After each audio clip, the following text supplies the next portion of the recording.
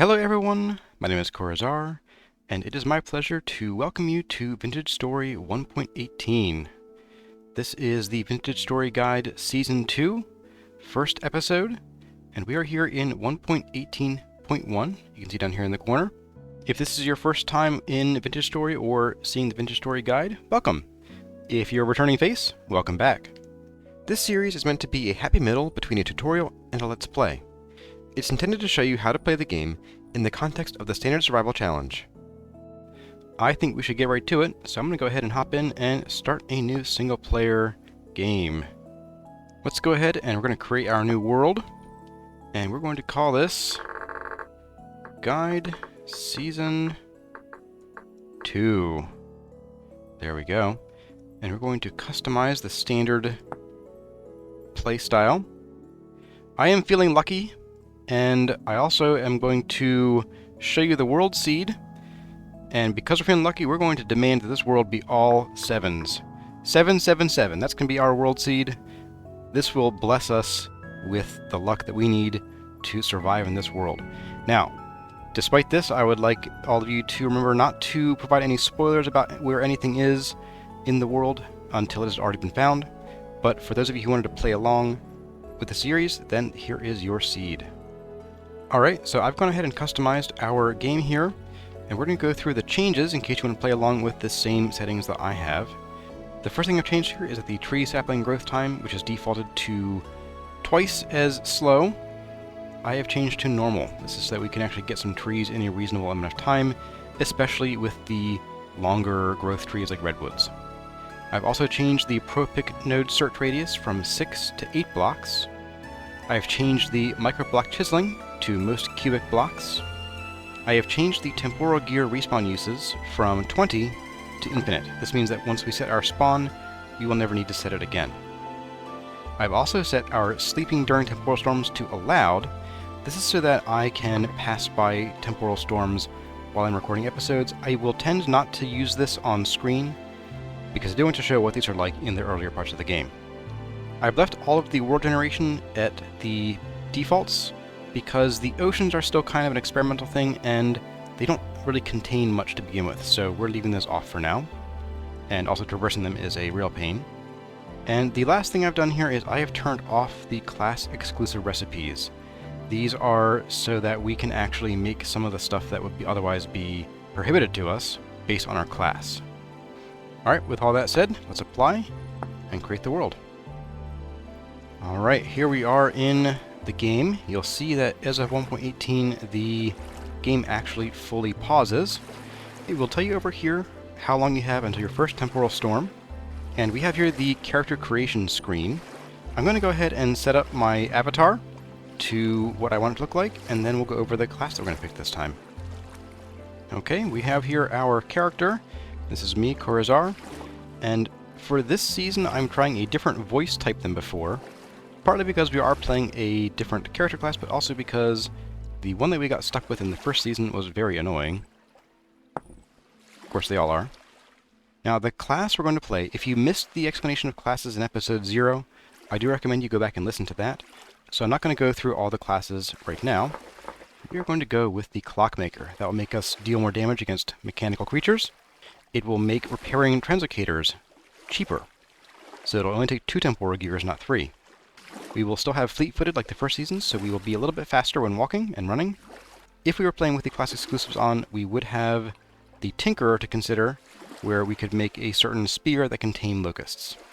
We are, however, a little frail, which makes us squishier, and we can't throw or shoot things as far. And we're also nervous, which makes us a little weak on melee damage, so we are going to want to focus on ranged attacks, and maybe we can tame a locust and bring it with us. I don't know how that works. But let's go ahead and confirm our class, and let's get into it. Now, once you unpause, you'll be serenaded with the most annoying sound you ever heard, and then you'll be put in the world, and it will finish generating the immediate area around you. Now, if you are in a forest, that is where bears and wolves live. Get out. If you are on top of a mountain, I recommend you get down. And if you're in water, get out. Get to land, get somewhere with good visibility, and then you can begin your search for resources food, and shelter. Those are the big 3 things we're looking for in the immediate future, and so it is time for us to go and find some. It looks like we have spawned in an area of granite, which means that these stones over here on the ground are also going to be granite, and you can see by the tooltip at the top of the screen what we're looking at. So we have loose flint. We can pick these up with an empty hand by right-clicking. I'm going to pick up as many of these as I can. You can also pick them up if you're holding the item you're looking at. So I'm holding granite stones, so I can right-click to pick up more granite stones. We will just get a few of these, and then I want to get a better lay of the land. I mean, here is fine. I can see pretty well if I get up on top of one of these hills here. I spy some mushrooms over there. I'll take a look at those in a moment. But I want to get a better view of the world, so I tap into my GPS with M, and I can see the land around us. So looking here, I can see we have a lot of water here. Mountains are indicated by these sort of shaded bits here. This is an area of gravel, and it looks like we have some other kind of stone. A green stone, a certain specific green stone. No, you go away. Back. Ignore him. Anyway, I want to get somewhere nice and flat to build. 1, for visibility, and 2, because I want to build a little hut and not have to worry about hills and things, because we won't be able to dig at stone for a very long time. So building in one of these areas like this will be very difficult indeed. Now, the second thing I mentioned is that we need food, and mushrooms are food. We have field mushrooms here. If we had a knife, this would be quicker, but we don't, so we're going to just hold left-click with whatever's in our hand, and we'll beat these mushrooms out of the ground. I'm going to collect all of these, and we'll carry them with us. Okay, we've got our fill of mushrooms. Let's head off. We'll keep picking up stones as we go. But I am looking for, actually, probably some more water. Let's maybe go north. And the reason we're looking for water is that the first thing that we need to do, outside of getting some tools, is we need to increase our storage capacity. Right now, we have no inventory slots except for our hotbar. So we need to get moving, and we need to find some sticks to craft some tools for harvesting cattail reeds, and then we need to go and do that. Oh, here we go. We have leaves here. You'll see there are birch leaves and birch branchy leaves. If you break the leaf blocks, you might get a stick. It isn't guaranteed. However, the branchy leaves will always give you 1 stick when you break them. So keep an eye out for the branchy leaves and break as many as you can, at least within a reasonable amount. We probably only need maybe 4 or 5 sticks to start, but we will need plenty more as time goes on. I spy down here a different kind of leaf. It's sort of yellow colored, and it has a small trunk underneath it. I'm going to grab these sticks here while we're here. That should do. And what we're looking at here is a fruit tree. In this case, a yellow apple tree. Now, fruit trees will bear fruit once a year, and we can come back probably in a little while and check it for fruit, but it is a young tree, and so we are not going to get any fruit from it immediately, but maybe we can come back and take a look later. I'm going to go ahead and bring up my map again with M. I'm going to press spacebar to center myself, and then I'll zoom in. And you can see this tiny little green plus there on the map. That is a fruit tree. And looking up here, I see what looks to be another one right here. So I'm going to right-click right here, and I can then add a waypoint. I'm going to pick this tree icon, and we'll do a bright yellow, and we will call this Yellow Apple. And we'll save it, and it is now a yellow tree on our map here, and on our mini-map in the upper right-hand corner. Now you'll see that I was able to move the mouse out of the center of the screen and move it around the screen here. That is done by pressing Alt. And when you let go, it will return to your normal view. I'm going to get up here and get us out of this sort of, I don't know, heathy land here. And we're going to get over to the water because we need to find some cattail reeds to make us some baskets. Oh, and let's check out this tree here while we're here. A pear tree. Okay, I'm going to go ahead and mark this too. And there we go. Right, we'll come back in a little while and see if that has any fruit. But let's get up here on the water's edge. And before we even get there, we have here some native copper bits. Copper is an essential mineral early on in the game, and actually for most of the game, but we don't really have the resources or the storage space for it now, so we're going to go ahead and mark it again with M. I'm going to right click, I'm going to pick this orange color, and we're going to do copper. You'll also see around the world these berry bushes. This one is flowering, means that there will be berries soon. Down here, though, we have one that is already ripe. We can hold down right click, we'll pick berries, and we now get a handful of berries. Cranberries are the weakest in terms of how much food they restore, so get them if you can. If you don't have room for them, then don't worry too much, they are not a huge deal. I'm going to go ahead and eat these. I do spy over here some more mushrooms. Let's get these, since we are going to need food in the earliest parts of the game. And down here we have treasure. Ooh, a dark purple seashell. I better not. I will clog my inventory. If you know, you know. So I'm seeing up here we have a nice flat area, but I'm not seeing any cattail reeds, unless that's some over there. Is that cattails? I can't tell. Let's swim over and see. Now, diving underwater, you will see that you have a blue bar that shows your current air. It defaults to 40 seconds of air, and it slowly reveals once you surface. I don't see any cattails here. Let's keep going. This is tough. This is a rough one. Cattails are absolutely essential to getting started in the earliest parts of the game.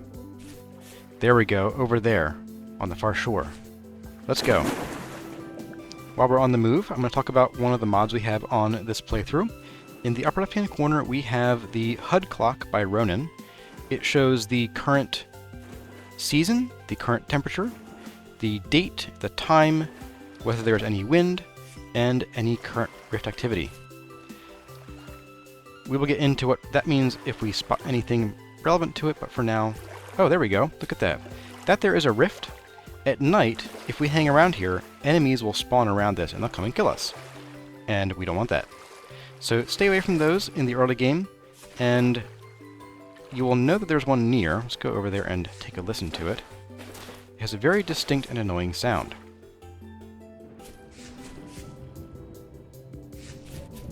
Do you hear that?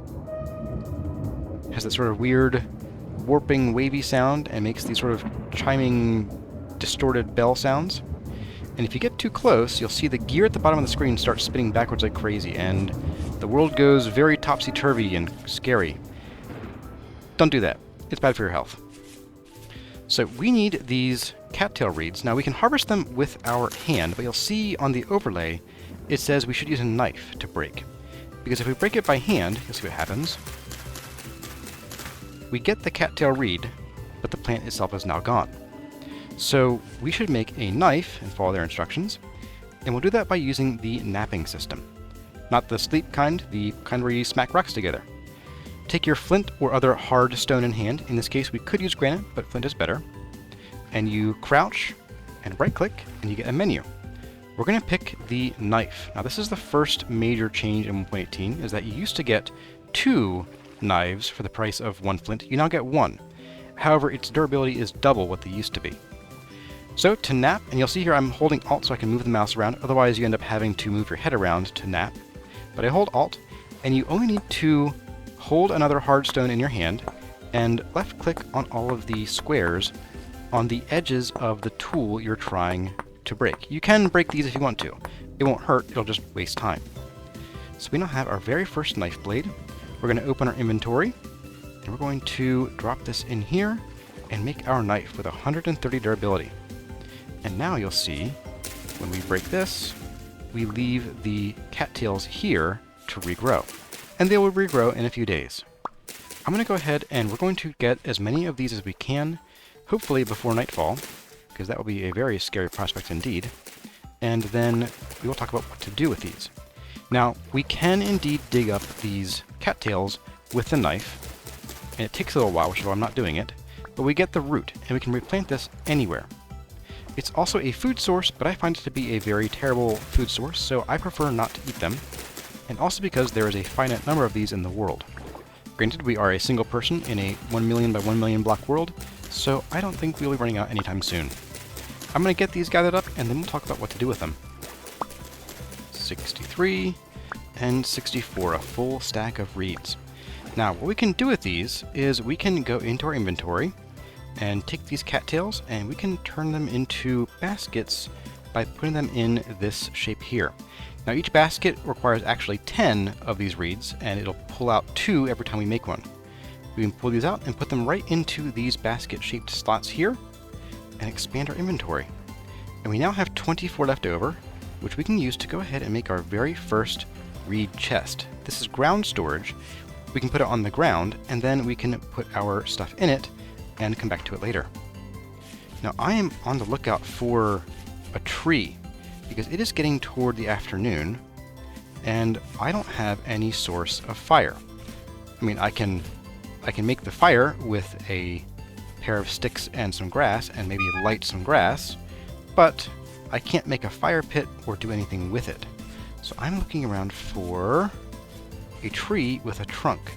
And there's one up there, but that is very high. I don't know that we have the ability to get there just yet. Hello, this is a fox over here. Foxes are neutral creatures. They will actually run away from you. They are indicative, however, that you are in a forested area, and that means that you may also see bears and wolves roaming around. So keep an eye out, and if you hear any sounds of howling wolves or growling bears, you best run the other direction. Let's get up here and see if we can get up to this tree, and I hope it's a tree. It is a tree. This is a larch tree. The most perfect kind of tree, in fact. I happen to like larch trees for their wood. They're very pretty, but right now we just care about surviving. I'm going to go ahead and knock out a few of these leaves to try to get some sticks, because we're going to need more sticks very soon, and also to see if we maybe get a seed. You get seeds by breaking the leaves of the tree. You can maybe get seeds sometimes by chopping the tree down, but you have a much higher chance of getting seeds by breaking the leaves manually. Okay, we got a few sticks, and the tree did not offer us any seeds, but that's fine.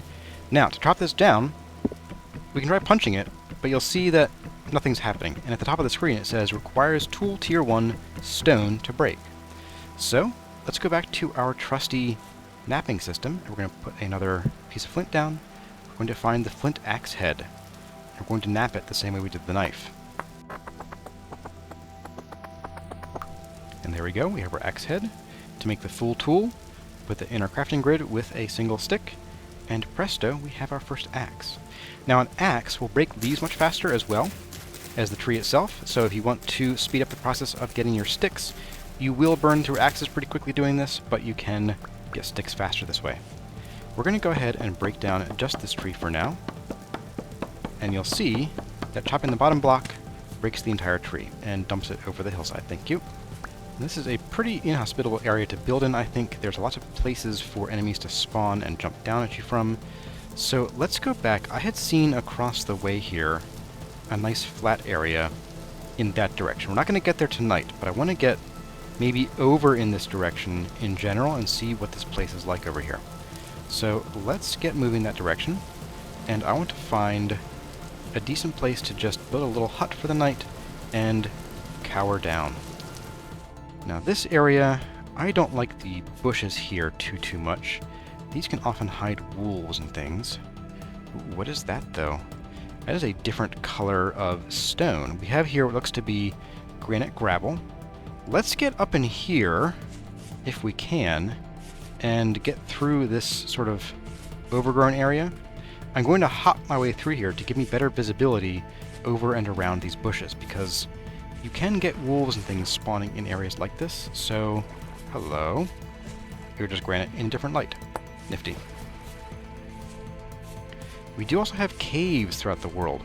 We are not going to explore any caves for the near future, but we will get into some cave exploration as we get more and more powerful and better able to handle threats. With our low number of hit points from being the Clockmaker class, we are going to be a little more careful in how we proceed with caves. And we have here even more copper. Perfect. We're going to need plenty of this, so let's get that marked. And I see some more mushrooms, don't mind if I do. I'm going to mark these mushrooms, and I should have marked the first ones too, because these will actually regrow. Do we have a little mushroom indicator here? We don't, but oh, we do. There we go. Field. We'll save that. So as night draws on, we need to get moving here. We have maybe another 3 or 4 minutes of daylight. But I do see what looks to be a nice open field on the map coming up here. So let's get over here. And we have a ruin. Interesting. What do we have here? A seed vessel. I don't have a ton of storage space, so we're going to leave this here for now. We'll come back to it. Although we could actually use this to start our very first base, or just to overnight here. And you know what? I think that's just what we'll do. So we're going to get ready and eat some mushrooms, first of all, because we're getting a little bit hungry. And we're going to begin by getting dirt to build us a little hut. After I clear out these blocks here. There we go. Now we can mine dirt by hand. It is very slow, as you can see. So instead, we can return to our good friend the knapping, and we can make a shovel like so.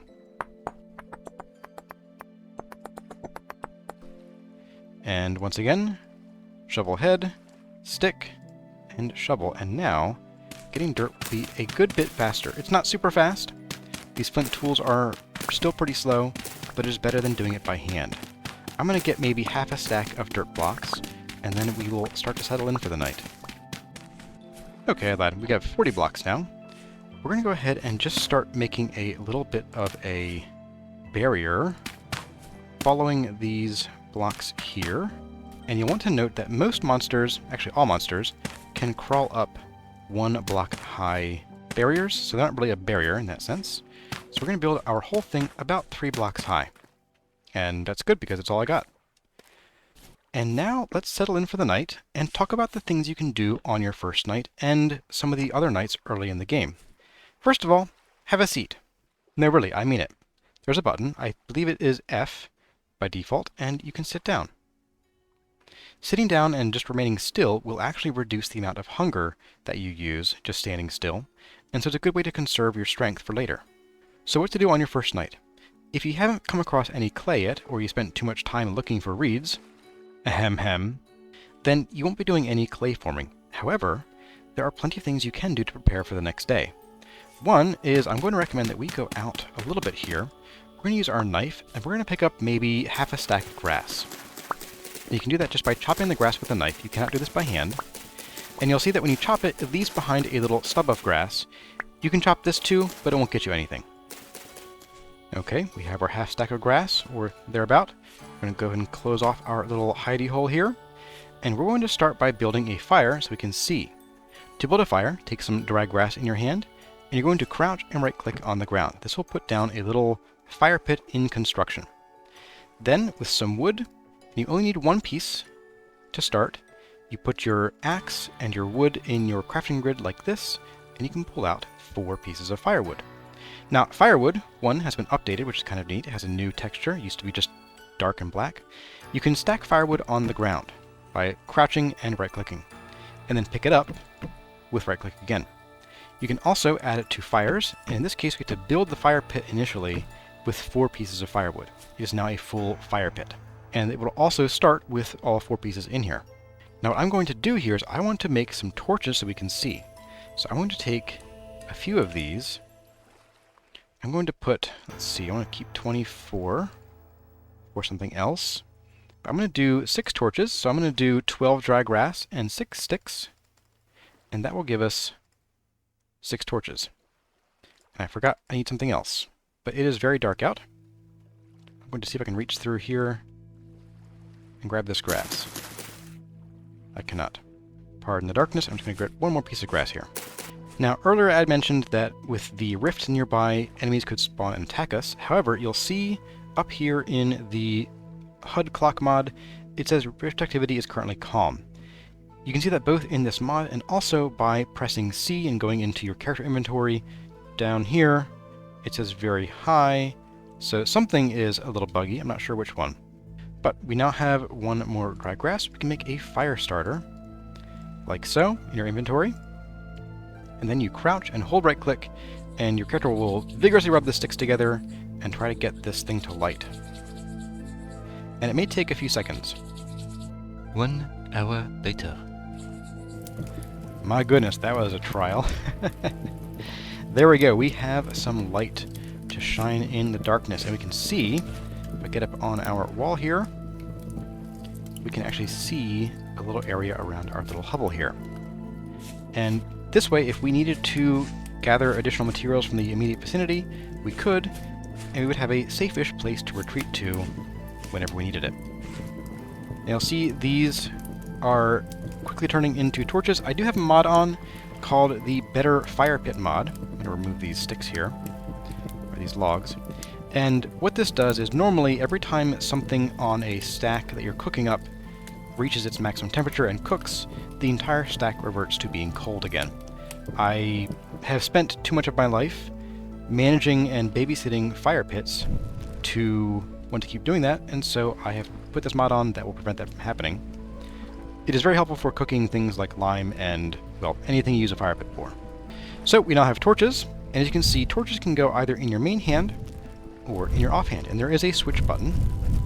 I don't know what the default is, but for me it is on the very far right side of the keyboard. And beware that when you have an item in your offhand like this, it does cause you to use more of your hunger. So we're going to have to go ahead and eat some more to make up for that difference. That should be good. And I'm actually going to keep it in my main hand, and I'll just try to keep this here. You can also right-click with a torch, and you can place it. Now beware that if you place it under open sky, it is possible that your torch might go out from rain. Now we don't have, I guess we do have some of these. We could actually put up a larch log. Uh-oh, do you hear that? That is the sound of one of the things that I was warning you about. Those creatures. Let's go see if we can spot it. Do you hear them? They're somewhere.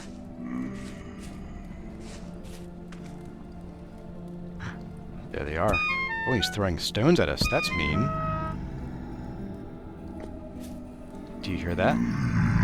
Off in the distance. And there was a, if you see through the torch, there's a bit of a visual glitch. But there is a rift right out there. That is dangerous. That is very dangerous. So we're going to stay in here.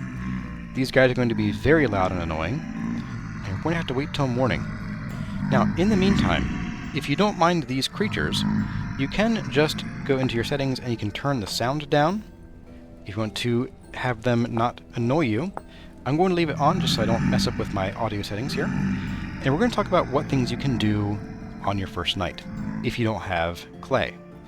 In our case, the best thing we can do is actually to turn to our map and start looking around. Now, I have been playing Vintage Story for way too many hours, so I know what things look like and what to look for on the map when I'm looking for new resources. I showed you already that these sort of little green plus marks here typically mean there's a fruit tree there. And I believe there's another fruit tree right over here. See that? I saw it in the distance before I brought the map up. One here too. I'm going to go ahead and mark these while we're here, and we will put purple and fruit tree for both of these. The other things you can look for on the map at night, or at any time really, as long as it isn't winter, are peat, which is a fuel, and you can also look for blue clay and fire clay. Now, see these dark patches here and down here? These are indicative of peat. It's a great fuel source early in the game. You can just dig it out of the ground. I'm going to go ahead and mark it as peat, and I like to use this indicator. There we go. And this one is also peat. And then we have a couple other odds and ends. I don't see any clay yet. Oh, more peat right here too. But I'm looking for a patch of lighter ground that is indicative of clay. Oh, I see one, but first I'm going to mark this peat here. Right here. Do you see this? And actually, do you see this? It might be difficult to see because of YouTube compression, but with a high enough resolution, you should be able to make these out. So here we have a patch that is kind of faded, it's desaturated, kind of gray. This is indicative of blue clay. We're going to go ahead and mark this. And I like to use this color and this symbol.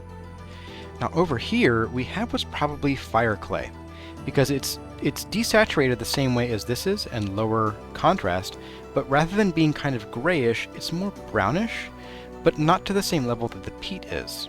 So I believe this is probably some fire clay. Blue and fire clay can mostly be used for the same purposes. However, fire clay has some additional uses, and also when you make blocks out of them, they typically come out in different colors. So you're going to want a mix of both. There are, of course, other things to find on the map. Right here, we have this strange looking thing, indicated by these sort of two red bars. This is an overhead view of someone's cart, and we'll go visit them in the morning. I'm going to go ahead and right click here, and I'm going to put a little blue indicator and just call it Trader. And we will go and take a look at them in the morning.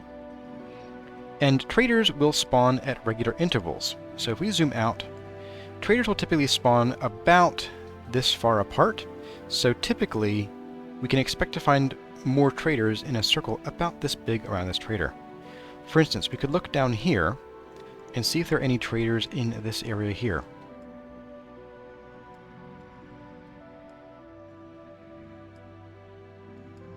I spy some blue clay, at the very least. Aha! Here we go. Actually fairly close to where we started. Well, maybe not. We started about here, I think. So here is a second trader, a different orientation and a different style of cart, but the same kind of dark red lines. We're going to go ahead and mark this as another trader, and we will come back and visit them, and once we do, we will update those waypoints. The last couple of things to look at on the map are, one, you can clearly see what kind of stone types are in the area. In this area here, we have granite, as seen by the gray stones. Down here, we have what's called peridotite. Go away. Get away. Thank you. Now, peridotite is a green stone, has a very vibrant, dark seaweed color when used in builds. It is one of the harder stones in the game, along with granite. We will get to what harder and softer stones are in a bit. Up here, closer to us, it looks like we've hit some pretty good areas. We have here this sort of reddish-brown. This is indicative of a stone called chert. Chert is a softer stone, which has implications for what kinds of resources you can find in it, but right next to it we have an orangey-colored stone, which is sandstone. Sandstone is also a very soft mineral, and I'm excited because these can make for some very interesting colors to build with. And the last thing that we can spot on the map are more ruins. Now we are parked in one now, and we've kind of covered out some of the orangey bits of them. But you'll find ruins in the same colors as the stone they're on. This is new in version 1.18. It does make them a little harder to spot sometimes if they spawn like in a large area of stone, like here. If there are ruins in here, they could be harder to spot. But you can tell them apart because they typically have a couple regular shapes, and they come in a few dozen different orientations and shapes. Now, we are pretty close to this ruin, so I'm not going to bother marking it because it's right next to where we're going to travel to. But I am going to go ahead and I see it is getting toward daytime. We're going to go ahead and make a bed and sleep through the rest of the night. And that is done by putting your dry grass into your crafting grid in a square, and you will need 24, and you'll get 3 hay bales. Put those hay bales in a row, and you'll get a hay bed. Your hay bed will let you sleep for up to 7 hours, but you can jump out by pressing your crouch key whenever you want. So if you only want to sleep for a couple hours to pass through the early parts of the morning, you can. We're going to do that right here. Hello, boys. And I think right about now is a good time. We should have clear skies. There we go. I'm going to pick up our bed, because the bed does not actually set our spawn. So picking up the bed and moving it doesn't do anything. Now that it's daytime, you'll see, well, that rift has despawned. It is still a medium rift activity day. That's fine. What we're going to do is we're going to jump out of here and run willy-nilly in that direction, because while drifters will run from you in broad daylight, they can still hang around and they can still hurt us. We're going to get far enough away that they will just despawn and leave us alone. Although, they are kind of leaving already. Nope, let's go for it. and run. And you can run with your shift key. I have my run set to the toggle option, so I just press shift once while moving, and I will keep running until I let up from the gas. And I see here we should have come this direction in the first place because we have trees within easy reach here. And here is that ruin we found earlier. Oh, this is cool. Okay. Nifty. I like it. Now, those drifters are probably still there. We're going to move a little bit farther away, and this is just a game trick to force them to despawn. That way we can come back at our leisure and get our things in relative safety. I see over here we have a cave. Once again, we're not going to go in there. We're going to keep searching for resources. And here we have the first of the long-term resources we're going to look for. Food. Specifically, plantable food, i.e. crops. We have here some mature rye and some growing rye, and we can harvest them either with a hand or faster with a knife, but either way it doesn't matter how you harvest them as long as you get them into your inventory and from there into your belly. I'm going to harvest them by hand to preserve our knife, and you'll see that by breaking this growing plant we got a seed. You don't always get seeds from young plants, like that one right there, but I find that it is, in general, better to break all of the crops you see and possibly get the seeds, rather than waiting for them to grow up, because they take a very, very long time to grow. And I see over here, by this different color grass, we have probably some more rye seeds. Oh, we have spelt this time, a different kind of grain. Let's get as many seed as we can from here. Just a couple, that's fine. And so we're going to do a couple more things this episode before we call it a day. And that is, one, we want to find more food. In this case, we have flax. Flax is a food, however, it is more useful as a textile, because the flax grain itself is not particularly nutritious. However, the flax fibers you get from it are extremely useful for making clothing, to making armor, to making windmill sails to power your mechanical devices. And you'll see here that now that we are in this sandstone area pointed out earlier, the stones, rather than being based on granite, are now based on sandstone. If we pick them up, they will not stack with the granite. We get sandstone instead. Now, sandstone, unlike flint, cannot be knapped. If you try to right-click with it, it doesn't do anything, and there's a red message, hard to see at the bottom. It says it is too soft for knapping. Granite, however, can be knapped, so if you right-click with it, and then right-click again, you do get a knapping menu, but it is limited. You don't get to do arrowheads with it. For now, let's get back to base. We need to get our food situation sorted, and we need to get our clay situation sorted. So let's go do that, after I grab that and throw the stone by accident. Nifty. Okay, here we are. I'm actually going to go ahead and mark this. I wasn't going to, but let's mark it just so we know where our stuff is. Make it blue. Make it a house. I'll call it temp home. And we're going to do two more things before we end the episode. We are going to go and gather some of that blue clay down there, and boy, that is a bit of a hike. Wow, okay. Guess we're hiking. But first, let's go visit this trader up here. Hello, trader in the church area. How are you? Oh, we do have someone here.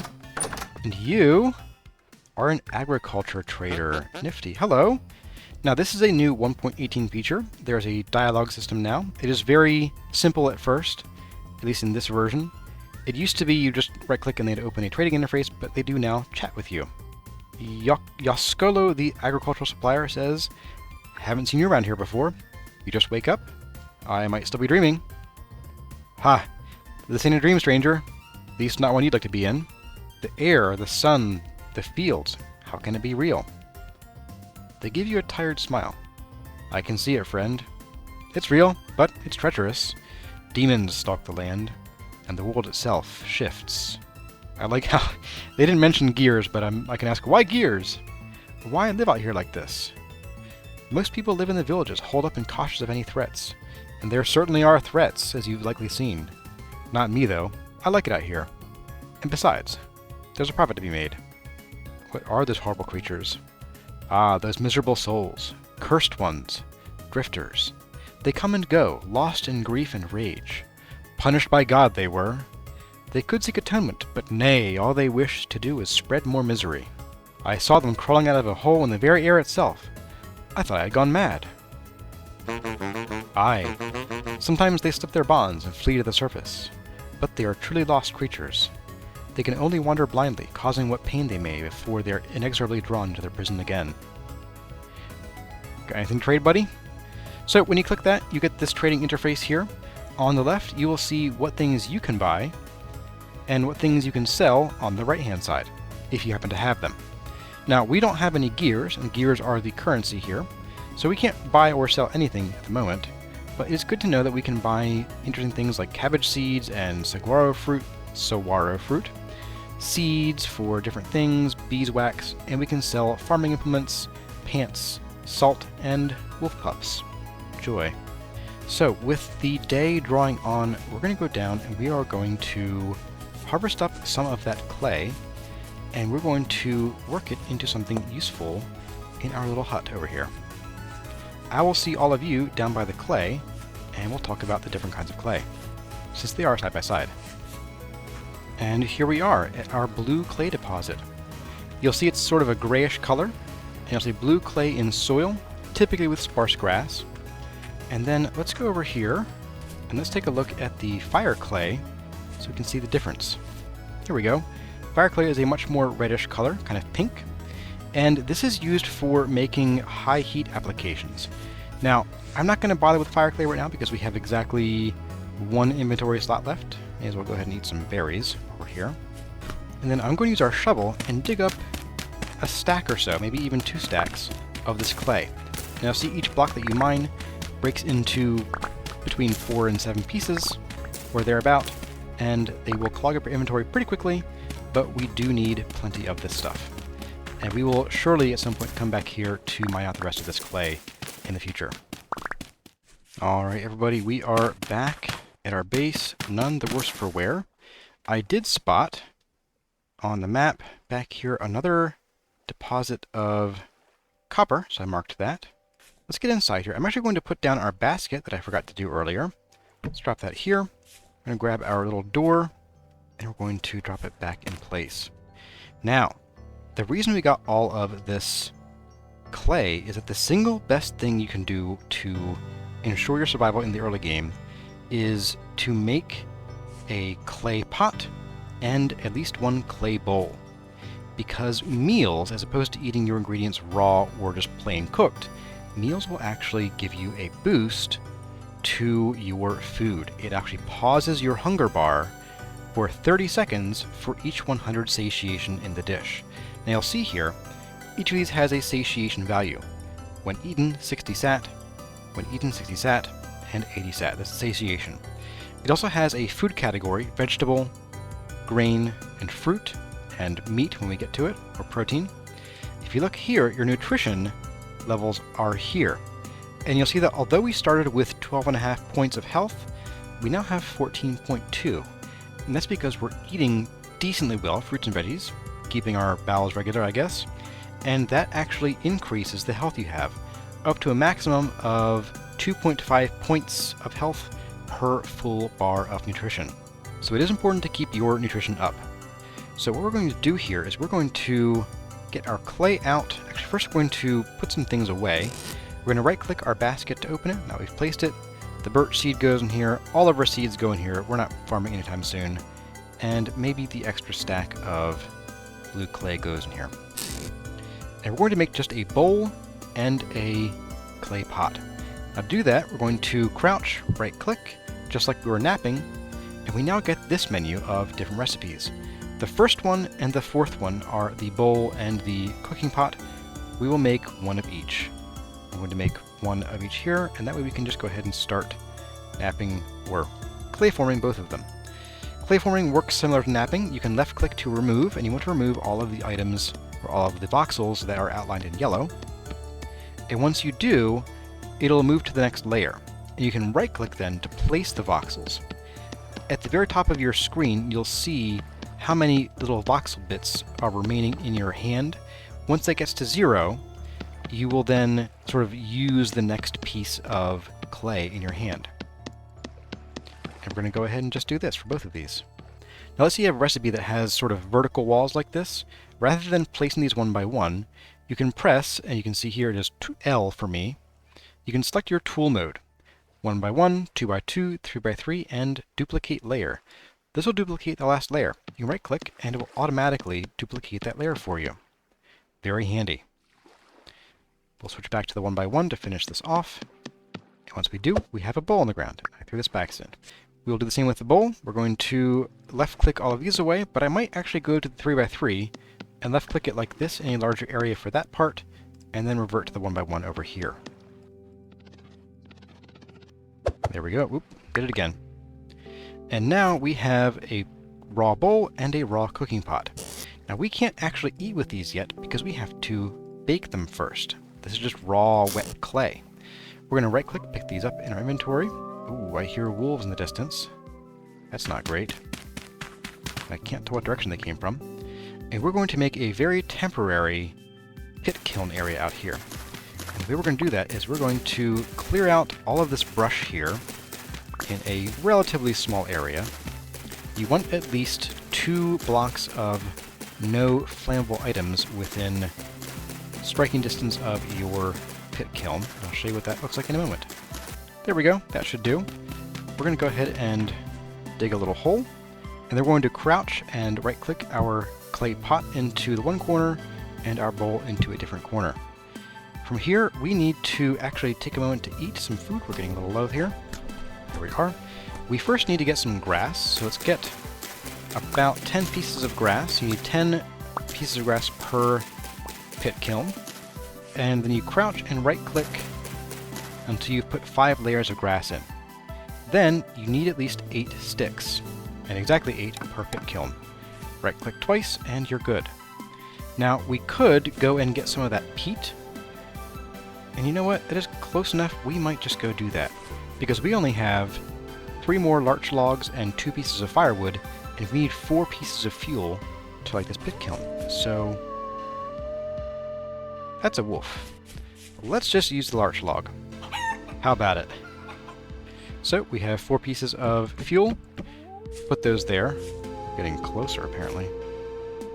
And I'm going to use this dirt here to build a little roof. Ooh! That sheep scared me. Don't do that, buddy. We're going to build a little roof here because if it rains, the rain will put our pit kiln out. Let's go ahead and we're going to light the pit kiln by crouching and holding right click with our torch until it lights. You could do this with a fire starter if you really enjoyed wasting time.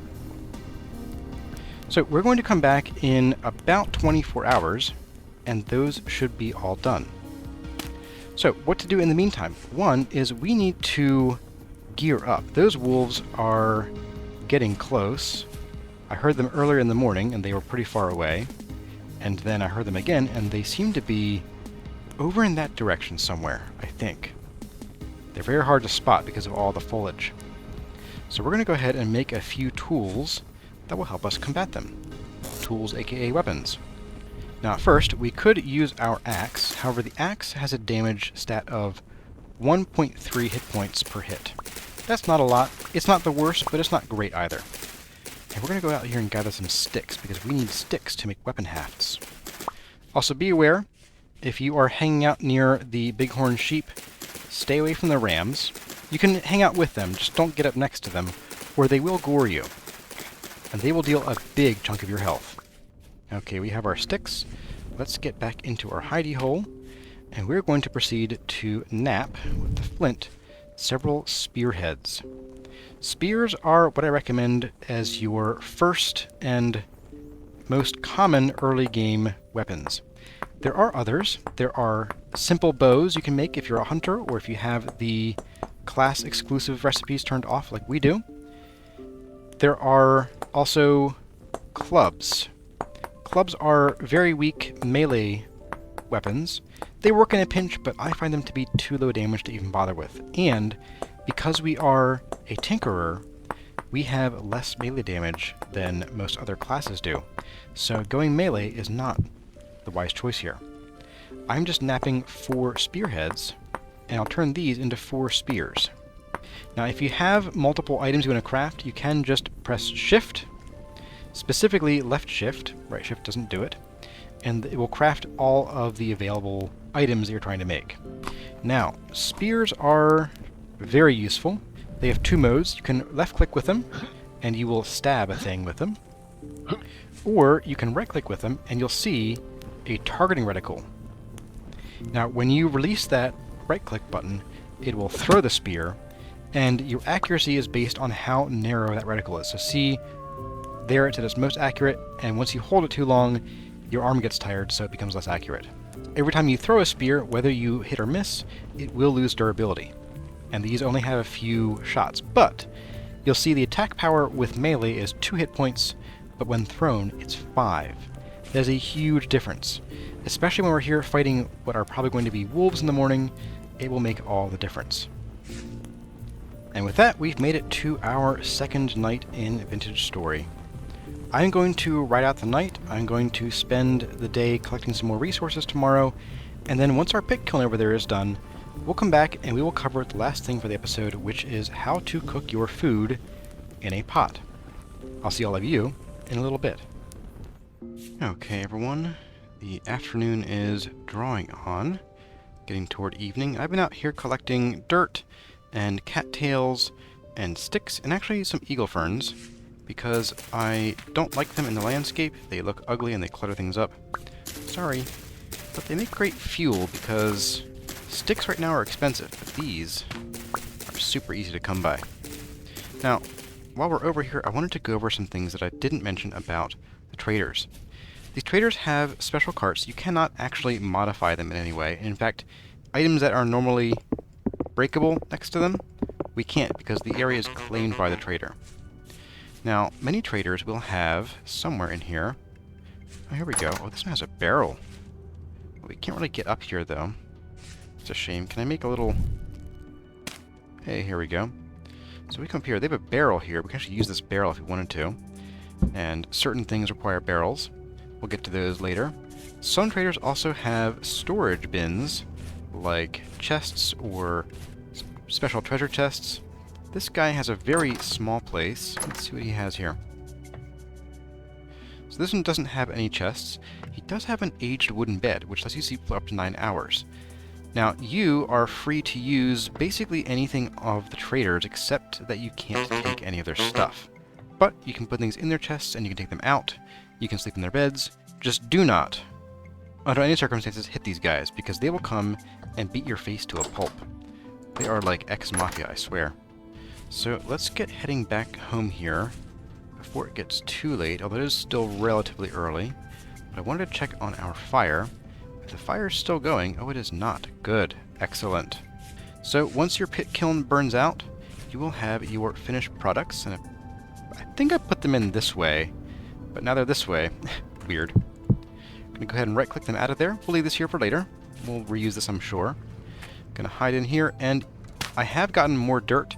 You really should always carry with you at least a half a stack of dirt. Because if you fall down a ravine, or you need to build a nerd pole to escape from a wolf, you want to have that dirt on you. But let's get to the cooking here. Go ahead and remove this block, get it out of our way. So, cooking with a fire pit. Right-click your fire pit, and you can put your cooking pot right here. This will open up 4 new slots above it. And in these 4 slots, you can put numerous different things. Let's consult what's called the handbook, because the handbook has a good number of recipes, or at least hints about recipes, for cooking. To open the handbook, you can press H. Now, if you open the handbook while you are hovered over an item in your inventory, like, say, the red currants, it'll open to the page on that item, and it will tell you all the details, how you get it, and what you can turn it into. But we're going to go back to the main page here, and we're going to look for cooking. Here we go, meal making, right here actually. So this is similar to the wiki's contents in that it will tell you all about the different ways you can prepare foods. Now in our case, we don't have any meat for meat stew, and we don't have any soybeans for soybean stuff, but we do have grain red currants, and onions. So we could make some porridge right now. We need, first 2 slots must be grain. The optional additions are 0 to 2 more grain, 0 to 2 vegetables, 0 to 2 fruit, or 0 to 1 honey. Now what that means is we can take our grain over here and we can distribute it evenly between these two, because all of the slots must contain the same number of ingredients. If I were to put in, say, 1 of these berries, it wouldn't work. We have to have 4, like that. So we'll have 4 servings of rye porridge with mashed red currants. We can also, see how it says here, we can add 0 to 2 fruit or vegetables. We can add in 4 more red currants, and these will all go into the final meal. Now note here that we have 60, 60, 80, and 80 satiation. Some back of the napkin math brings that to 280 satiation. What will happen when we cook this meal is that the satiation will be multiplied typically by 1.5. So we'll be in the area of like 360 to 400 satiation. And what will also happen is for each 100 points of satiation we eat, our hunger bar here will pause for 30 seconds and give us 30 seconds of basically whatever we want. Running, jumping, sprinting, doing all manner of crazy things, fighting, and our food won't go down until that bonus time has passed. You'll also see here that all of the shadows have stopped while I was in the handbook. That's because by default, it pauses the game while you're in the handbook. So you can take all the time you need to read through this and get a feel for what you need to do. Maybe even, determine what kinds of cheese or bread you want to make here. And the game will let you do that without having to waste your in-game time. Now, we are going to go ahead and restack these torches. We're going to go ahead and use the eagle ferns for fuel, because they are basically useless otherwise, and they are everywhere here. It is now time, for those of you who know, for some cooking ASMR. Let's get in here. We're going to right-click with a torch. Unlike with the fire starter, you don't have to crouch right-click. You can just right-click. But let's get in here and close and listen. Oh, got too close. Got a little burned.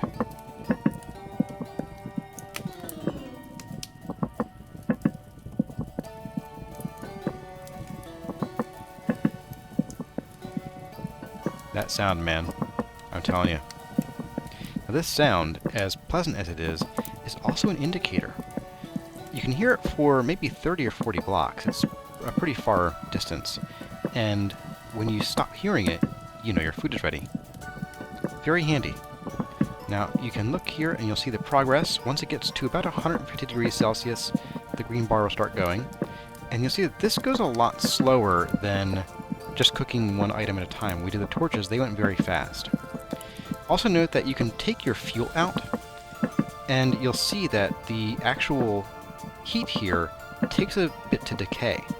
So once you get up to a certain temperature, you can often just take your fuel out and conserve it, and just let the food cook with the residual heat.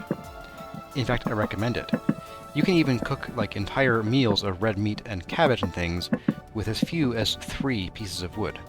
So, when you stop hearing that sound, you know your food is ready. And now you can see, oh, we got a bonus here. We now have 480 grain satiation per meal, and there are 4 servings of this meal. So each serving has 480 grain and 240 fruit satiation. That math doesn't work out. Why not? That's because the grain is multiplied not by 1.5, but by 4 for satiation in meals. So grain's actually a really good way to multiply your satiation. Now, to eat your meal, you can leave your meal on the stove here and just use your bowl, right-click it. You get the meal in the bowl here, and you can hold and munch your meal, like so, and right-click and hold another meal.